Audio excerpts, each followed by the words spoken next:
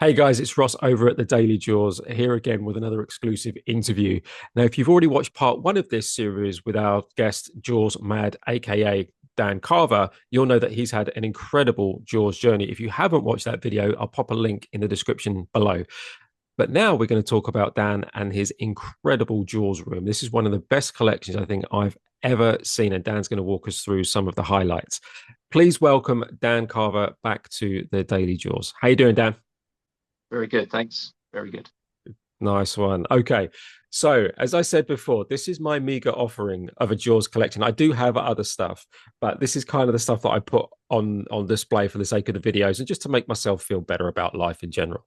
Over to you, my friend. I mean, obviously, this is one of the biggest and best Jaws collections probably in the world. That I've definitely come across anyway. And I've been following you on Instagram at Jaws Mad 1975 for a while now, and the stuff you post is fantastic.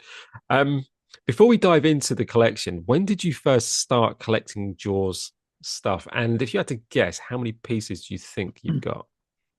Uh, well, first thing I ever got was a copy of the book.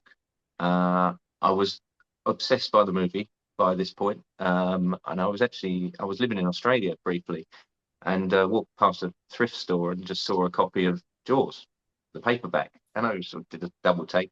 Naively, I didn't even know there was a book. I just loved the movie and had been obsessed by it. Didn't realize there was a book, so I bought that. And then after reading it, I had to put it down at a certain point. I won't do any spoilers, but there was a rather big moment in the book where I was like, "What?" Just put the book down and sort of like, "Ooh." But then after that, I thought, well, if there's books out there, I'd like a hardback. So I found a hardback copy, and then fast forward a little bit, and there was the discovery in my world of eBay. And so I just went on and I was like, oh, I wonder what other cool Jaws stuff is out there. Wow. I don't think I left the house for about 3 days. I was just like, my God, this all this Jaws, cool Jaws stuff. Wow. And I think just, I ordered just a few little bits here and there and put them on a shelf in the bedroom. And then what happened was I discovered Jim Bella's website, the Jaws Collector website. Hmm. And I saw his collection and I was like, wow, okay. So I just snowballed into getting as many bits as I could, and yeah, it just took on sort of a life of its own, really. Just become a bit of a monster. Honestly, any Jaws collector that's sort of worth their salt has probably had some kind of contact with Jim Bella. For me, he's actually been a bit of a north star and a guiding light when it came to the Daily Jaws in its first sort of incarnation. I hadn't spoken to Jim until probably a couple of years ago. I mean, we'd obviously known each other and been in touch, but actually properly sort of making that relationship and that connection happen, it didn't happen until a couple of years ago. And just looking at the stuff that he had done was absolutely incredible. And for me, I was just like, wow, I wonder what that guy's house is like and what's the stuff that he's got. And every now and again, we'll jump on a Zoom call and he'll show me the latest thing, and I'll just be like, oh my god. But also, what's happened now is the stuff that we sell in the store has actually ended up in his collection because he's just like, right, Ross, when you're launching your next thing, and I'm just like, Yeah, we're working on it. We're doing the best we can. He's like, no, it's really cool stuff. And I'm like, oh, thank you. So it's great to be able to contribute to that collection in some small way. But yeah, anybody that's sort of looking to sort of develop a Jaws collection or just get some advice about it, obviously, I guess message yourself, Dan, but also visit jawscollector.com. It's a fantastic website. We've got a link to it on our store actually, so go check yeah, it out. yeah. I Um, need to speak to Jim about maybe updating the picture because I sent him a picture probably about 10 years ago. It's got me on like with like four copies of the book on the bed with me looking like that. Sort of could do with refreshing that profile picture. In terms of the book itself, one of the questions we get asked the most is how do we identify a first edition? And we've got a guide on that. But obviously, there are so many different versions of the book out there. I mean, have you got a particular favorite version of the book? Um, I've got quite a few copies of it. Um, but actually, probably one that I like the most is one I haven't seen very often, which is this rather funky gold covered paperback. Oh, nice. Um, which yeah, I'd seen a copy once online and I didn't get it, and I hadn't seen another one for years. And then Hmm. recently it popped up, so I snapped that up. But I do love the hardbacks, and I especially love all the foreign cover artwork. Some of the Russian ones are certainly interesting. But yeah, I've got so many different copies, but definitely some of the hardbacks stand Yeah. out for me. Could Either you show either us? Could you show us some of the international hardbacks that you've got, just to give us a flavour of kind of the artwork that? Because the thing with yeah, Jaws, it's such an iconic piece of artwork, and obviously the movie poster took that to the next level. But it's really interesting just to see how different countries have interpreted the same idea in different ways, or sometimes gone completely off piste and come up with something sort of brand new. So maybe you could just talk us through a few of those. yeah. I mean, obviously, you've got the Japanese first edition, which is pretty much a take on the original, and Mhm. that's pretty cool. Also, back to front, which I quite like. Ah, of course, Um, yeah, yeah, the Russians quite like some drastic artwork. Always that's sort cool. of pretty pretty awesome. I like that. German copy. Yeah, that's one of the Um, Ron and Valerie Taylor photographs, isn't it? I think. yes, it certainly is. Yeah, actually, that's a pretty good one. I like that one. Oh, that's cool. Yeah, Yeah, I like that. yeah. I mean, there's endless sort of ways that they've done some of them. This is quite good. That's interesting. Which country is that? That one. Cool, blimey. I actually don't even know, to be honest. Someone more intelligent than me can tell me what language that is. Okay, viewers, drop it in the comments. Tell us which country that is from. Epic. Yeah, so yeah, there's plenty of different artwork out there, but Mm. they all stand out in their own way. Actually, one more. That was a recent acquisition. Oh yeah, yeah, I've seen that. That's quite a cool cover. I like that. I'm not sure that's a great white though on there. I don't know what that is. That looks more like a bull shark or something. Something out of Sharknado, I think. Foreshadowing Sharknado. Is there any particular piece in the collection that you're sort of most proud to have, or that's unique, as in it might be the only one in the world that you know of? Um, Probably the rarest thing that I've got was actually a gift from a friend of mine who's made it his hobby to find me rare and unusual Jaws things.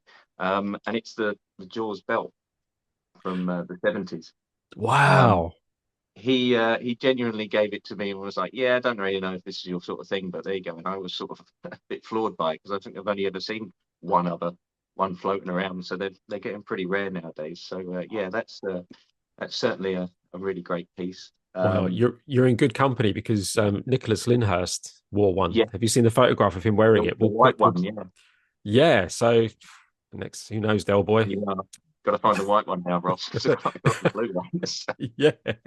Um, Uh, and then I suppose probably the memories from Martha's Vineyard, the special edition with a piece of the Orca 2 mm, is one of my pride pieces. I know yeah. there's a thousand out there, but yeah, I've got one of them, and it took me a long time to track one down. So I was very chuffed to get that.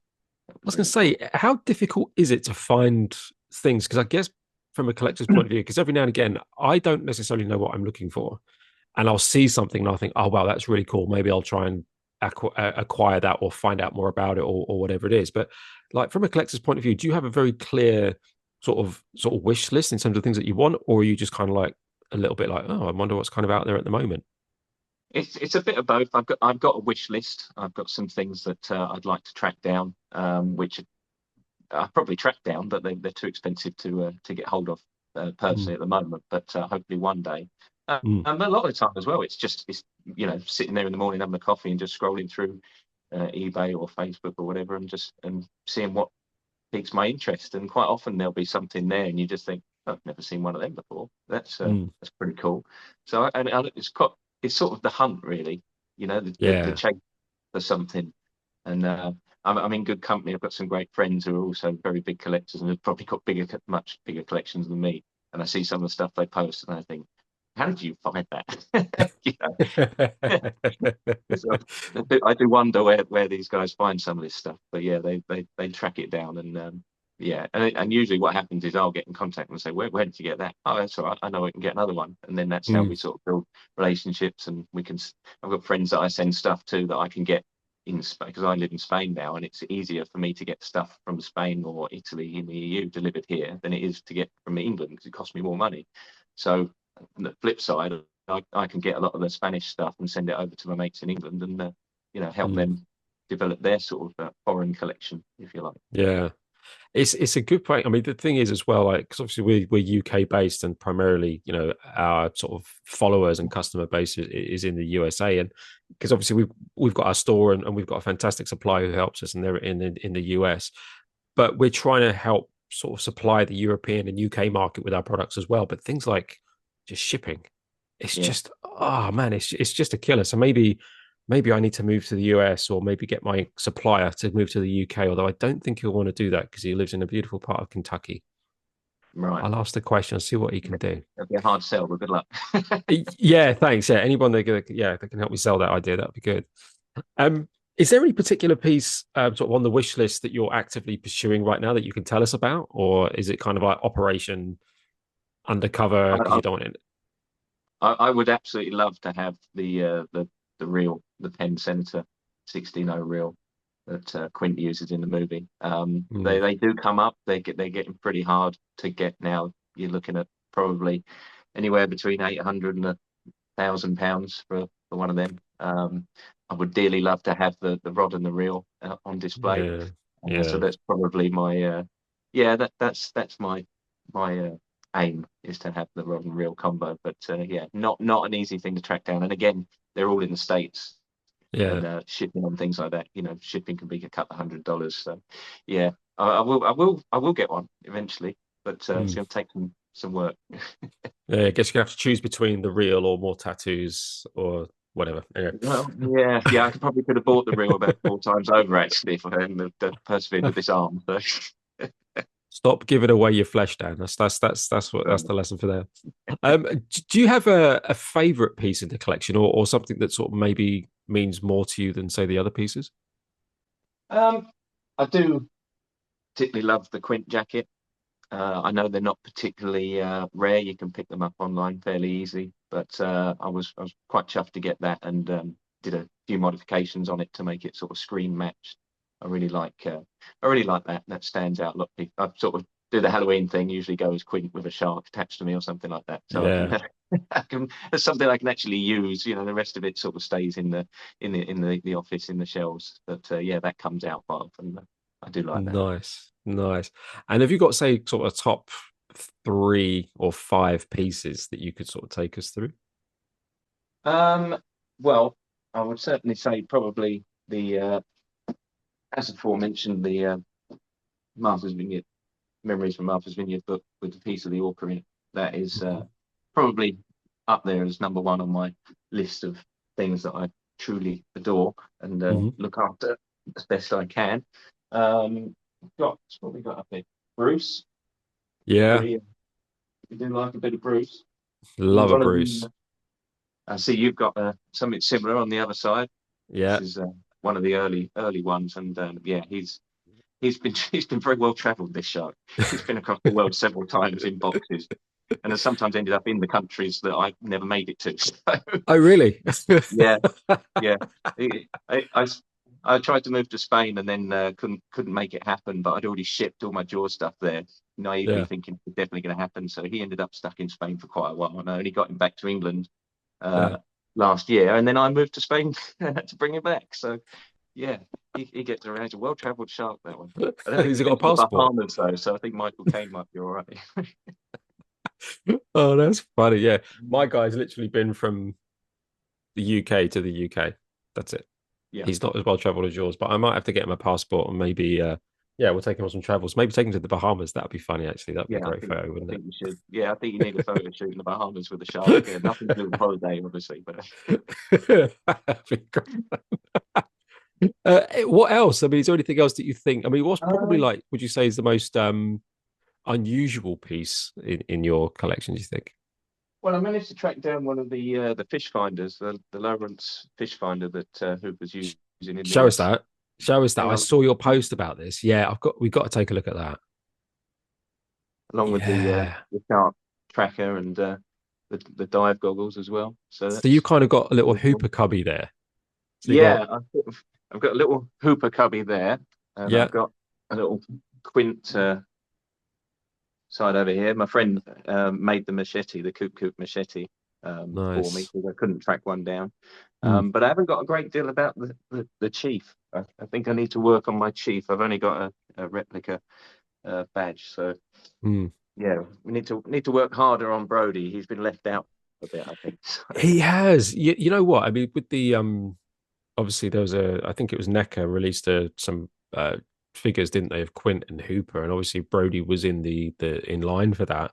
And there was again, don't know the details, but some kind of dispute with the Scheider estate around likeness licensing, something like that. So the Brody figure, even though we saw mock-ups, never yeah, actually happened for legality. So there's possibly something to do with that in terms of, just the lack of Brody stuff that's out there, maybe. But I yeah, can't see issues. But then I guess in terms of his prop use, it's not maybe as iconic as the other characters. Because obviously, like, as we saw in your Hooper cubby, you've got the fish finder, you've got the mask. You've also got his spear gun as well when he tries to kill the shark in the cage. And then you've got Quint, who's got the machete, he's got yeah, his uniform, he's got his harpoon gun, he's got all of those other things, and also the barrels as well, which we produce. So, I yeah, guess, rather than having gadgets and gimmicks, and also I think, the representation of the different equipment that Quint and Hooper use sort of reflects their attitudes in the world. In terms of, Quint is a very traditional, almost living in the past kind of person, whereas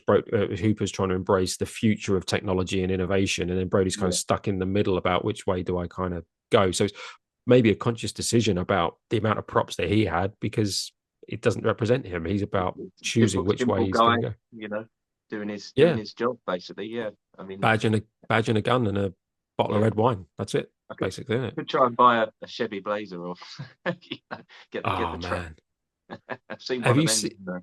doing the rounds, isn't it, on the Yeah, internet? there's a guy called Gabe who runs a company called the Spicy Shark, and it's a hot sauce company, and he's got a replica Chevy Blazer. Like, it was almost identical, if not completely identical, to the Chief Brody one, and he did a special video for us. It's absolutely amazing. So I don't know. I mean, how would your partner feel about, you rocking up in a Chevy Blazer, or just having sort of buying one of them on eBay? Do you think she'd take the news well? I think she'd be quite pleased actually. I'd imagine she'd love being buried around in that. It's better than my latest ambition, which is try and buy a lobster boat and turn it into the Orca.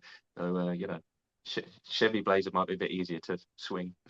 Yeah, I tell you what, the whole Orca thing, I mean, that's been attempted a few times now, and I think there's probably not enough time to get it done unless someone's secretly working on it, for the 50th. But I'd love to see something like that. That would be amazing. I mean, if I had the skills and the contacts and obviously the money to do it, then that's something I'd love to see on Martha's Vineyard for the 50th, I think. But Yeah. again, you never know. Jaws fans are always out there ready to surprise us. So There, hopefully, there could fingers be a crossed. there could be a man with a boat shed somewhere creating the Orca that's just going to turn up, and you never know. I Yeah. wouldn't put it past anyone. Can you imagine though? Yeah, by the way, I'll just knock that up over the last couple of weeks in my workshop. Is that all right? And you're like, that'd Yeah, be amazing. Well, thanks very much for taking us through your collection, Dan. Before we move on to the fantastic revelation and discovery that you've made, is there any advice for Jaws fans wanting to start or expand their own collections? I guess probably just be sensible. It gets very expensive, and it can be great fun trying to track down something that's really rare, but make sure you are sensible and don't spend beyond your means. It's probably my one big piece of advice. Very, very wise advice. Okay, well, Dan, thanks very much for taking us through your collection and also walking us through your Jaws journey. Guys, we're going to sign up from this video. However, there will be a link to a third video where we're going to talk about a discovery that Dan has made that answers the question that a lot of Jaws fans have been asking for nearly 50 years. So stay tuned.